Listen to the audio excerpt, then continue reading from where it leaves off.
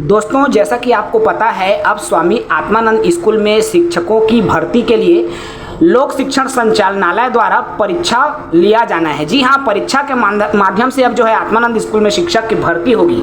तो इसको लेकर जो नियमावली बन रही है आत्मानंद स्कूल भर्ती को लेकर, तो इसमें क्या नियम होना चाहिए, युवाओं की क्या मांग है, उन्होंने क्या ज्ञापन तैयार किया है। देखिए उनके इस ज्ञापन पत्र को, जो कि बिल्कुल हिंदी माध्यम के युवाओं के लिए जो है बहुत ही अच्छा प्रयास किया जा रहा है। चलिए उस ज्ञापन के अंश को हम विस्तार से बात करते हैं।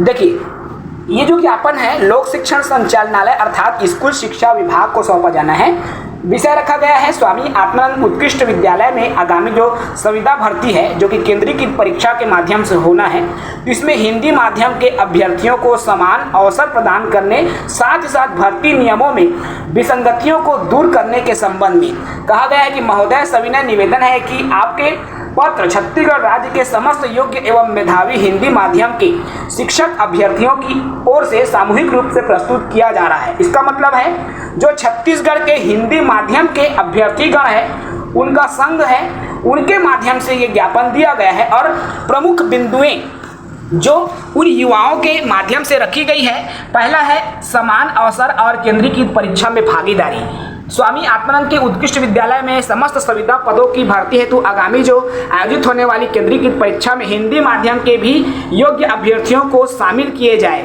इससे राज्य की हिंदी माध्यम के मेधावी युवाओं को अपनी योग्यता और प्रतिभा को साबित करने का समान अवसर मिलेगा। दूसरी बात कहा गया है, राष्ट्रीय स्तर पर शिक्षक भर्तियों का उदाहरण भी दिया गया है। कहा गया है कि जो राष्ट्रीय स्तर पर शिक्षक भर्ती, जो कि सीबीएसई पाठ्यक्रम जो अंग्रेजी माध्यम की पढ़ाई होती है, तो वहां पर जो शिक्षक भर्ती होती है, जैसे कि जवाहर नवोदय विद्यालय, केंद्रीय विद्यालय संगठन, एकलव्य आदर्श आवासीय विद्यालय और डीएवी स्कूल, तो यहाँ पर जो है माध्यम की आवश्यकता नहीं, अर्थात इसकी नियुक्ति के लिए सिर्फ अंग्रेजी माध्यम से शिक्षित होने की अनिवार्य बाध्यता नहीं होती है। वहाँ हिंदी माध्यम के शिक्षा प्राप्त योग्य अभ्यर्थी भी जो है रोजगार और परीक्षा में शामिल होने का उनको भी समान अवसर दिया जाता है। मैंने कल के वीडियो में भी कहा था कि जैसे केंद्रीय विद्यालय में होता है, वैसे ही इसमें भी जो है समान अवसर प्रदान किए जाए, और इसी को लेकर आज के इस ज्ञापन में भी जो है दिया गया है। तीसरी बिंदु देखिए, संवैधानिक अधिकारों का हनन एवं नियमों में सुधार की आवश्यकता।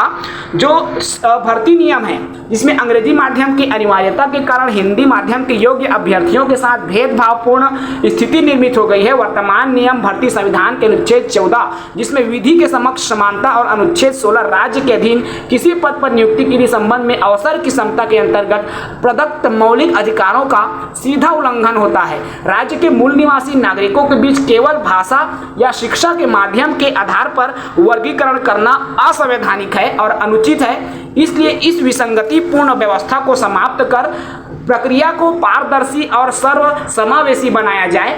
चौथी बिंदु है न्यायोचित चयन प्रक्रिया हेतु आवश्यक नीतिगत सुझाव, अर्थात जो शिक्षक भर्ती होना है उसमें चयन प्रक्रिया में ये माना जाता है कि हिंदी माध्यम का अभ्यर्थी अंग्रेजी माध्यम के स्कूलों में अध्यापन कार्य के लिए उपयुक्त नहीं है। तो इसी तार्किक आधार पर आगामी 5000 शासकीय हिंदी माध्यम शिक्षक भर्ती में अंग्रेजी माध्यम से अध्ययन किए हुए अभ्यर्थियों को अयोग्य या अपात्र किया जाना चाहिए। वर्तमान स्थिति में अंग्रेजी माध्यम के अभ्यर्थियों को अंग्रेजी और हिंदी दोनों माध्यम के पदों पर आवेदन करने का दोहरा और विशेषाधिकार प्राप्त हो रहा है, जो कि न्यायोचित नहीं है।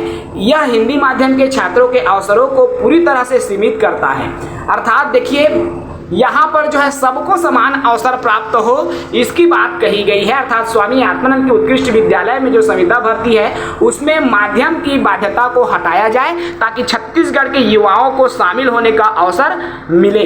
दूसरा है भर्ती नियमों को नीतिगत और संवैधानिक बनाए, साथ ही साथ हिंदी माध्यम के अभ्यर्थी की हितों की पूर्ण रक्षा के लिए भर्ती प्रक्रिया को पारदर्शी बनाया जाए। पूरे अभ्यर्थीगण छत्तीसगढ़ राज्य समस्त हिंदी माध्यम शिक्षक अभ्यर्थी, तो ये जो है इन लोगों का मुख्य बिंदु है, जो कि ज्ञापन का बिंदु है। और ये ज्ञापन दिया गया है कि नहीं दिया गया है, इस पर अभी कोई जानकारी अब प्राप्त नहीं हुई है, लेकिन बहुत अच्छी मांग है, क्योंकि हिंदी माध्यम के अभ्यर्थियों को इसका लाभ तो मिलेगा ही, लेकिन अंग्रेजी माध्यम के जो अभ्यर्थी हैं उनको भी कोई हानि नहीं है, क्योंकि सबको अवसर मिल रहा है। ऐसा नहीं है कि किसी एक वर्ग को छोड़ दिया जा रहा है, सबको समान अवसर दिया जाए। ये बहुत ही अच्छी मांग है, क्योंकि सबको साथ लेकर चलने का जो तरीका है बेहद अच्छा है। फिलहाल इस वीडियो में इतना है, आपकी क्या राय है इस पर जरूर कमेंट करें। जय हिंद।